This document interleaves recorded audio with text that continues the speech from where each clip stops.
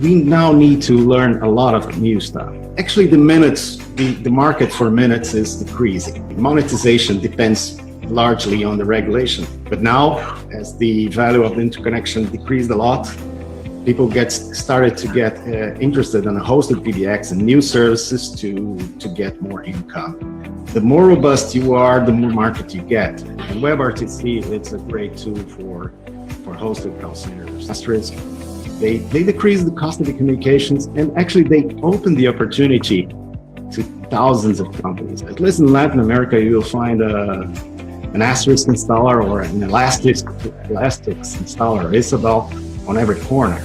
I think I have inserted 2 or 3 new trainings on Udemy. And Udemy is now the biggest marketplace for training. We are trying some concepts like high-speed learning.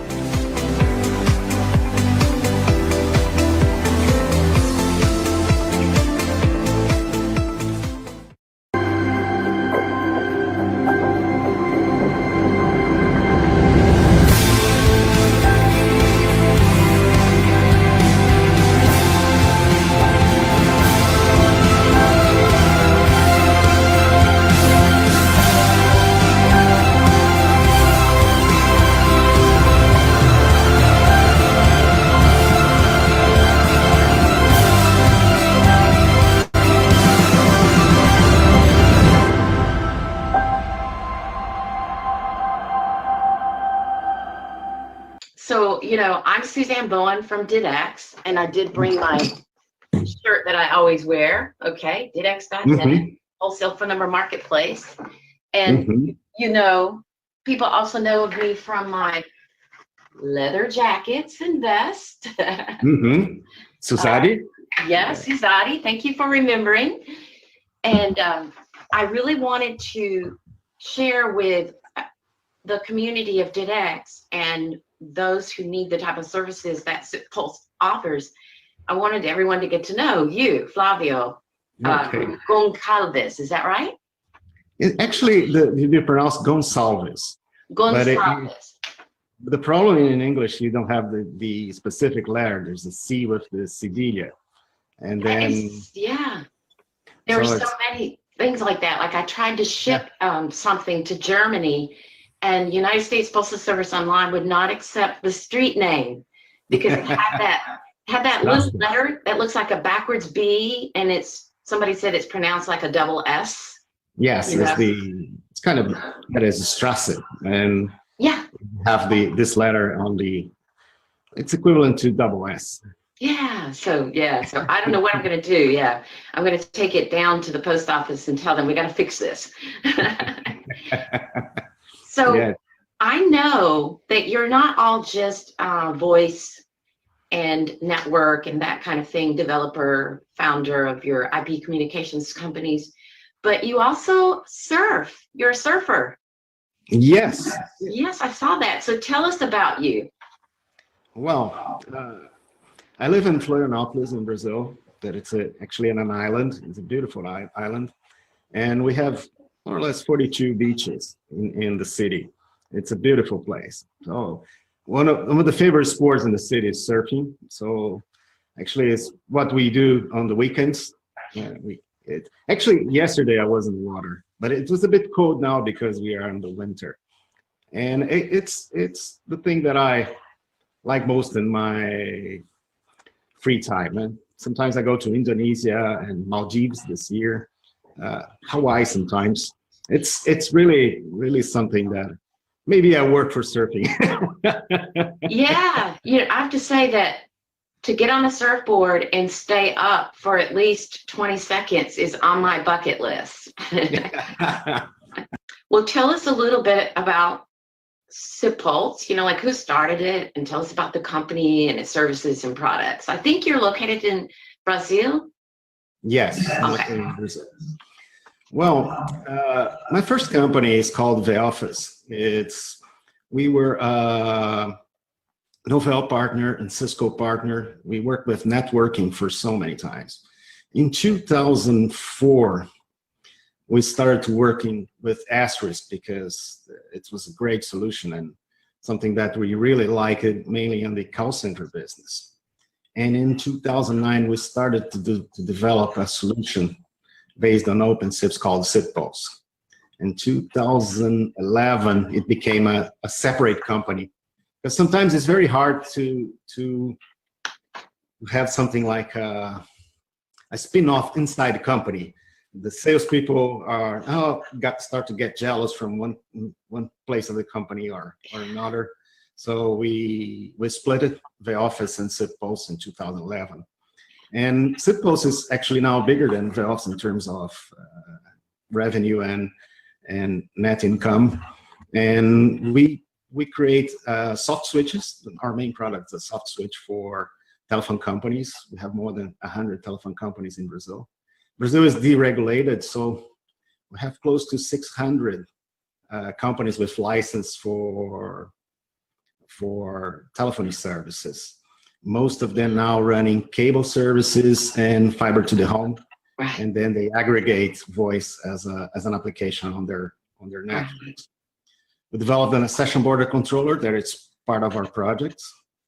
And recently, the hosted PBX, we got a new version now that is gaining a lot of traction, because actually the market for minutes is decreasing. We see in Brazil, it's funny, this thing, because the monetization depends largely on the regulation. So in the past, because of the costs of the interconnection, we had a lot of small wholesale providers using GSM gateways. But now, as the value of the interconnection decreased a lot, people started to get interested in a hosted PBX and new services to get more income. So hosted PBX and hosted call centers are on our top list right now in terms of what is really driving new business in these days. Yeah. And you mentioned that since deregulation in Brazil, that there are over 600, I guess, Yes. service providers. And what that made me think of is every time people ask me about DidX.net, and I say, well, I think we have around 35,000 who have signed up to use the services. And they're like, are there that many, VoIP or IP communications companies in the world? I said, well, there's way more than that. If you look, for example, just in Brazil, 600, Yeah, no, 600 authorized as a telco, but there are more than 6,000 with a service provider license. And it's just like with our company, DIDs still seem to be pretty important. For example, when a potential customer is looking to purchase a product or service, they're more likely to contact us if we give them a phone number. If we give them our Skype ID, it's kind of odd. You know what I'm saying? And so that's just one of many examples of why DIDs are still really important. Also, people want to have, what do you call that feeling of a local presence in an area where they can't afford to build a headquarters or an office or a home. And they want to be local to people who are really important to them, whether they're family, friends, customers, and so on, But you mentioned, go ahead. There's a statistic for call centers that if you send a call with a local number, your probability to get the call answered is 12% more. Yeah, that's So interesting. Actually, one of the features that some call centers asked us for the session border controller was a DID randomizer. One to send, and then the one send different DIDs each time, because there are many people simply blocking them. Oh, good point. Yeah. So therefore, you have all these companies out there, like, I don't know if you've heard of Tossable Digits. They are very typical of the kind of company that might be using DidX or one of their competitors. And that is exactly what they do. It's like randomized DIDs, Tossable Digits, same thing, I mean, so you're talking about call centers there, you also got things like Craigslist and all of their competitors. The people who use Craigslist, they don't necessarily want everybody in the world to know their real phone number, because This is a different thing between US and Brazil. In Brazil, there's no caller ID spoofing. Nice. It's mandatory for the companies to only accept the call from a registered DID. So if they want to send a call with a different number, they have to buy the ID in the other place. Yes, I do know about this because if you go look at the kb.didx.net, our knowledge base, there is a section that has different countries and the regulations. And so we can't make people follow regulations, but we can keep them from buying DIDs if they don't fulfill the regulation requirements. And Brazil is listed there. So, you know, along with China and so forth, you know, but I like the idea that they are protecting the consumer that way. I think it's really important. Yeah, definitely. But you mentioned when did you start offering the hosted PBX? What year? We started offering in 2015, if I remember correctly. And this year we launched a completely new version. Oh, well, tell us a little bit about the new version. One of the interesting things in the market here is people want to use different phones and different kinds of devices. And the solution we had previously was very scalable, but you need to use some specific phones. And now we have a solution that works with different phones, different providers. It's much more robust and easier to implement new features than the old one. And he got traction immediately. I think we upgraded all the customers except one. That's fantastic, and that totally makes sense. And now you've helped me to truly understand what the word robust means in our industry. I hear it all the time, and I had a pretty good idea what it meant because I used to teach English. But yeah. Yeah, the problem with SIP, it's a standard, but it's a, how can I say, it's not a tight standard. It's kind of a loose standard. And sometimes when you use different types of equipment, your solution fails. Let's suppose I have to support any type of switch connecting to the SipPulse. And this took years to tweak all the solutions. And sometimes I actually even have code specific to a specific manufacturer just to fix things that are coming wrong to the way phones transfer, the way phones do conferences. It's a little bit different between vendor A and vendor B. Right. So to be robust in this market, you have to support all of these vendors. The more robust you are, the more market you get. Because I remember when customers say, "Hey, I don't support this kind of ATA," they said, "Okay, but I have 1,000, so I'll find someone else that supports." It's so true. Right here in Pensacola, Florida, there's a very popular real estate office, Remax, and I actually interviewed their office manager about their VoIP system, and because they had a lot of problems, and I wanted people like you, all of my friends in the industry, to hear from the customer, you know, the problems that they're having. And that is exactly what she said, that somebody sold them a VoIP system that when they wanted to upgrade, it wasn't upgradable, and they were stuck. I guess it was maybe even sort of proprietary, you know? So, yeah, that's a very interesting that you brought this up, yeah. So did you start SipPulse? Yes, we started the development in 2008, 2009 as a research project, and then the new company was started in 2011. Okay. I did a spin-off, and I'm actually now running two companies. I think better to you, you're probably running 4 or 5, as I've seen on. Yeah, I am running a few, and I try really hard not to come across in social media as too commercial. But you know, when you're an entrepreneur, you have to talk about your work. You know, but obviously one of your most popular products now is the hosted PBX. I was wondering if you could name a few companies that use SipPulse. Okay, I'll talk about Unific. Unific, is a regional provider that have close to 100,000 customers for internet connections. So in the residential market, they increase the income by 50% just by adding voice to the lines. So they have a price for internet, and 1.5 times the price for internet plus voice. The second part is the corporate market. The corporate market was paying a lot of money to the incumbents in the minutes, so they were able to replace many of these E1 trunks. They replaced E1 trunks by SIP trunks with a lower cost a minute, but it's still very profitable. So these companies are very profitable. I have to talk about Horizons is another regional provider.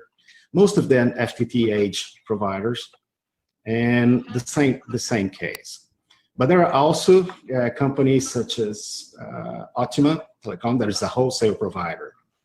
They are probably completing 7,000 to, not completing, they have 8,000 to 9,000 simultaneous calls every day. The number of minutes, it's very large. As we use OpenSIPs as our engine, it's very, very scalable.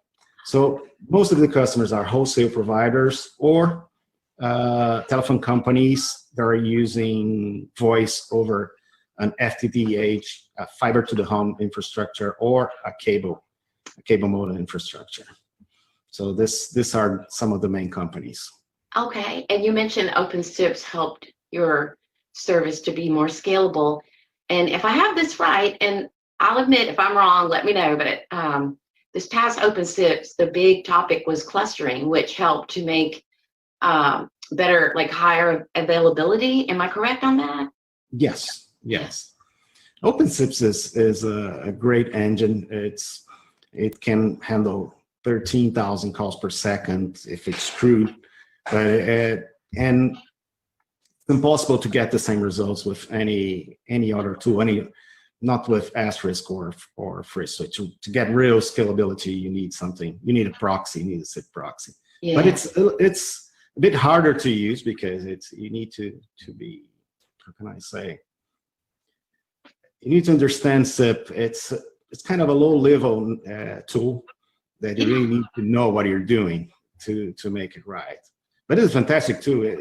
As you have seen on the OpenSIP Summit, the size of the companies using OpenSIPs is really, I had no idea. It seems like some of the biggest companies in the world, probably among the top 100, I would bet at least a third are using OpenSIPs, and they are names that, like, we all know, like OnSIP and Vonage, Twilio, and I can't remember, but there's a big long list. Yeah. True. And I know there is still a place for Asterisk and FreeSwitch. In fact, a lot of these companies are using a combination of OpenSIPs and Asterisk, or and so on. So you never use OpenSIPs by itself. You use OpenSIPs with Asterisk or FreeSwitch. Right. Actually, when you're building a hosted PBX solution, you need a media server. And a media server is usually FreeSwitch or Asterisk. Yeah. And we use a lot of FreeSwitch. We are using a lot of FreeSwitch lately. That makes sense. Yeah, they're pretty big in the WebRTC. Their virtual communicator has really pushed a lot of people forward to get involved in WebRTC. I'm really proud of them for that. And then I wanted to mention Camelio too, because they are very excellent. It's an excellent platform, and has some commonalities with OpenSIP. So we definitely want to bring them up. We're not anti anything.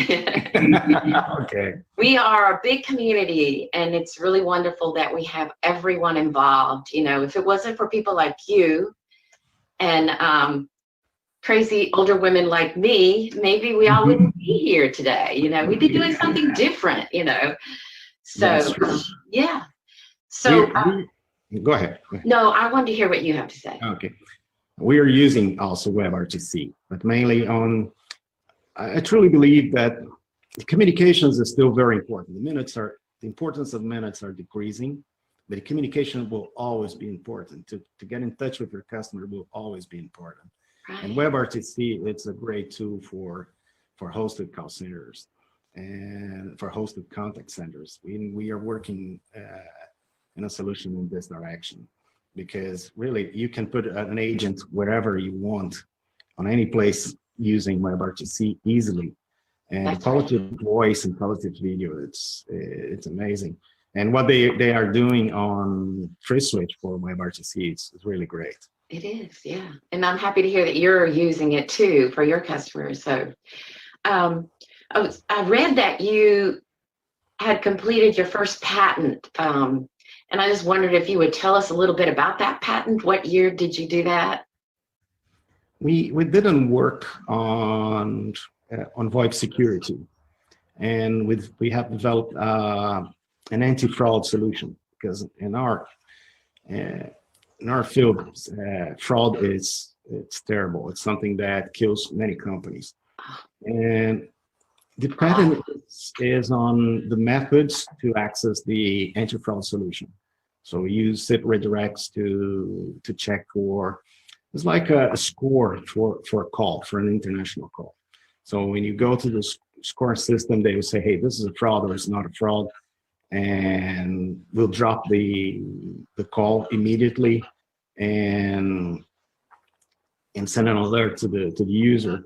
I have one customer in the US that they had said they had usually frauds for $200,000 per year, and the tool decreased it to less than $200. It decreased the fraud in 1,000 times. Wow. The anti-fraud solution. I will publish until probably at the end of this month, a training on VoIP security on Udemy or Udemy, I don't know. That's and important. I'll feature the solution there too. That sounds good. Yeah. Fraud touches everyone at some point. I do remember, I think it was in 2004. I believe it was 2004, the year that Hurricane Ivan hit Pensacola, Florida.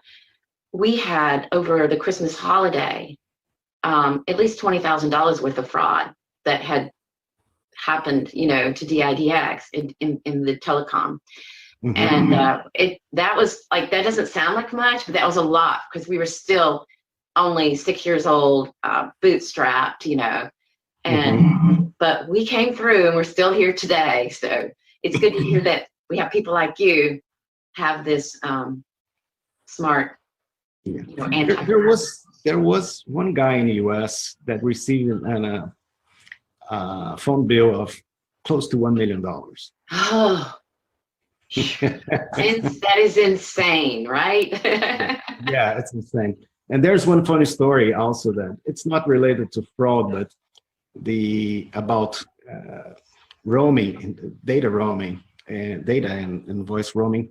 It's a minister of Jamaica, a bill of, I think, $7 million or $6 million just in roaming charges.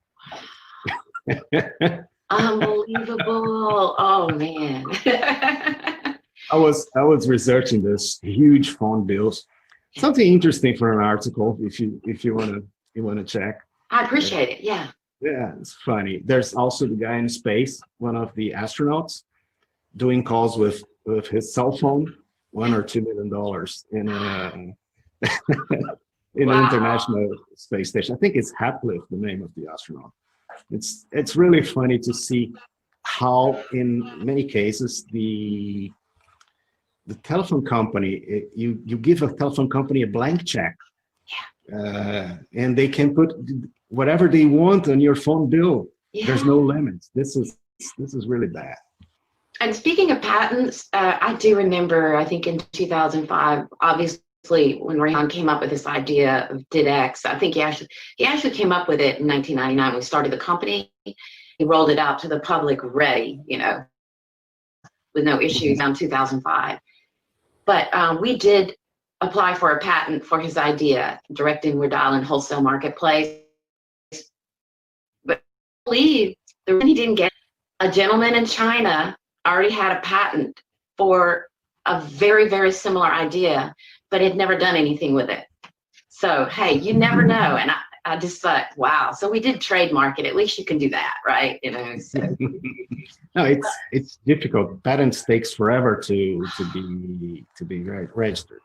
It's something they need to speed up the process, or it's not a lot. There's not a lot of value if they consider the patent after 10 years. Yeah. And plus, if if you're applying for a patent, say in IP communications, telecom and all, you need to find a lawyer who understands it cold. And we have a good lawyer, but personally, I don't think he's knowledgeable enough in this area. And we really should have pursued it from, I don't own the company anymore. I sold my part to somebody in 2011. So whatever they want to do, you know. But I am interested in its success, and I'm always excited to showcase people like you and all of your successes and your plans, and so that potential customers and partners and who else, you know, can get involved with you. So now, which companies and people, speaking of our community, which companies and people do you admire the most in IP communications, and why? Going back at the beginning up through now. I always love to hear. Sometimes I'll hear a new name and it gives me something I can go look up and learn about. So I'd love to hear who are your mentors? Who do you admire?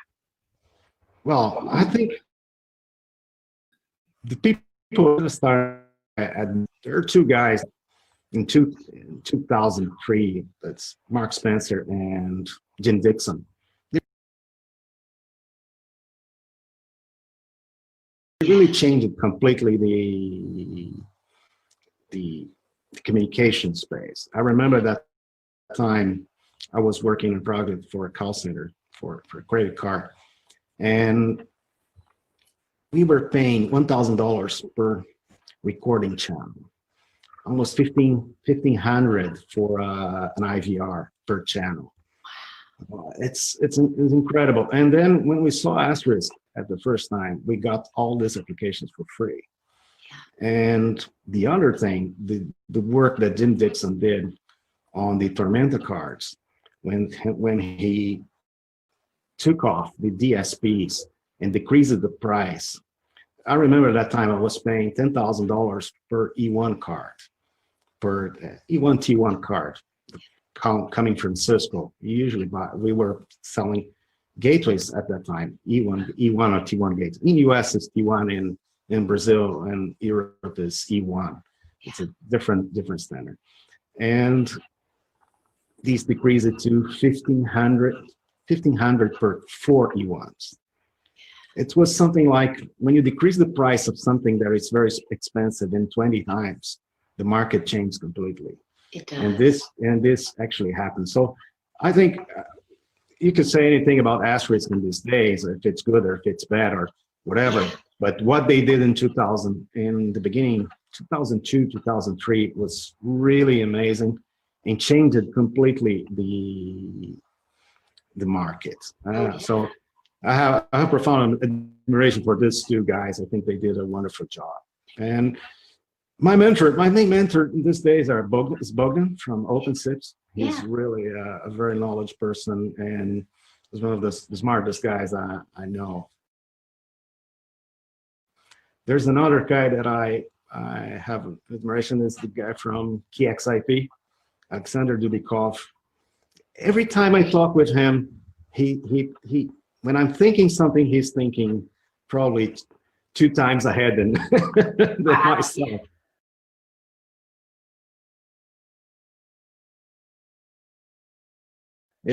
There's always something really interesting or something really new. These two guys are really some people that inspire me in terms of RP communications. Yeah. I think those 4, but the work from Mark Spencer and Jim Dixon in the beginning in 2003, 2004 was really amazing. The Tormenta cards and the Asterisk, they decreased the cost of the communications, and actually they opened the opportunity to thousands of companies. If you look at the market in these days, you will find, at least in Latin America, you will find an Asterisk installer or an Elastics installer, Isabel, on every corner. Yeah. There's thousands of small companies now living on IP communications. In the past, we had Cisco, Siemens, Avaya, Nortel, just 4 or 5 guys. So it brought the opportunity to many people in the world. So I'm really grateful for them. I have to agree with your choices. Those are excellent choices for who you admire. And and all, because I think about how what it helped to make happen is any little guy or girl who had a great idea for a business to solve a problem or to improve life for people could start up more easily with a much lowered cost in communications, whether they had a service or product that had to do with communications or not. And we're talking the verticals and the horizontals. So new companies, new innovations, new ideas that improve quality of life and everything. It started happening faster because of what people like Dixon and Spencer, did, and all of the people since then, like you mentioned, from KIP, I think I'm pronouncing it right, KXIP, and of course Bogdan. So, and something that all these people have in common too that you mentioned is they are really smart, they are future thinking, but they're very welcoming. They attract and welcome people. They like to help, and they like to listen to your ideas and collaborate. And those are the most important kind of leaders, innovators, that they help inspire people like you and me. And in turn, we have that attitude toward others who are starting up, So, yeah, that's kind of a touchy-feely social aspect. Well, there are some interesting things happening now that I think deserve mention. The way education is being disrupted, I think I have inserted, 2 or 3 new trainings on Udemy. And Udemy is now the biggest marketplace for training. And we are trying some concepts like high-speed learning. It's funny, there are ideas that I have never seen, things like you can watch videos at 1.5 times, even two times faster than you watch a class, an in-room class. Interesting. It's funny, but we now need to learn a lot of new stuff. A new trainee in my company needs to understand sometimes 10 different types of technologies. Because we talk about OpenSIP, but it's OpenSIP, SpreadSwitch, MySQL, RabbitMQ, and you list, when I was writing a job description saying this is a nightmare, we'll never find a person with these capabilities. Yeah. So we need to make people learn faster than ever, because products are more complex in these days. So I think we're trying to do a bit of this work on Udemy to try to have something really fast for them to watch. Yeah. Putting just the necessary, something that we need to think about. The way we educate in these days, we lose a lot of time. You go to a classroom in some place or to school, and we need 5 minutes just to to calm down all the students. Yeah. And then we start to talk to something, someone asks the questions, you lose a lot of time in this process. So one of the things that I'm really interested in is high-speed learning. High-speed learning. To learn a lot more in less time? Yeah. This is an interesting question. Wow. I'm going to look into that. That sounds like a hot topic. And I was a teacher for around 15 years. I taught English and, believe it or not, introduction to the internet. That was like in 1997, I believe. And they were like teenagers that I taught. And what I always wished for back then, and I still do now, is I wish that there was a really compact way to use interactive video for learning, where there's quick and fast instruction, application. And I found that nowadays when you combine video, or even me, video, and I get to do it right away. I want to do what I'm seeing and learning. Then I'm going to learn faster and keep it in my head. So yeah, the retention is it's still a problem, but you can watch twice. It's easy to keep repeating on the room. I know. But I think this is a good topic. I'm glad you brought it up. It's going to get people talking even more. So now, how can people get in touch with you to buy services, partner with you in any way, go to work with you, you know? Well, I think my email is flavio@sippulse.com and flavio@theoffice.com.br. And there are other ways. LinkedIn. I check a lot LinkedIn. LinkedIn is important for me. It's my number one, and Twitter too. Twitter. It's fun. It's interesting. In Brazil, LinkedIn works very well. For the American market, Twitter works better. That is something that it's interesting. So any of this media is okay, or even my Skype if they want to talk. Okay. I'm always open. So everybody see, he's ready to talk with you about any of these things, and it's SipPulse. Okay, sorry. SipPulse. We're really interested in partners internationally. We will not try to go internationally without a local partner, because we think it's very, very hard. And in telecommunications, there's a lot of things in terms of regulations that we need to be aware. Right. That's something that we decided. If we're going to go internationally, we're going to go with a partner, not by ourselves, because it's very hard. Each country has a different legislation. Yes. Different culture, different legislation. There are all kinds of things involved. Yeah. So everybody hear that? I believe it's SipPulse.com. SipPulse.com. And so, see, you got an invitation, you know, the right people, put them in touch with Flavio. And I'm glad I met you at Open SIPs this year.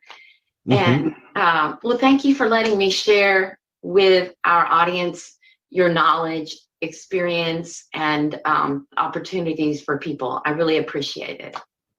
Okay, thank you. All right.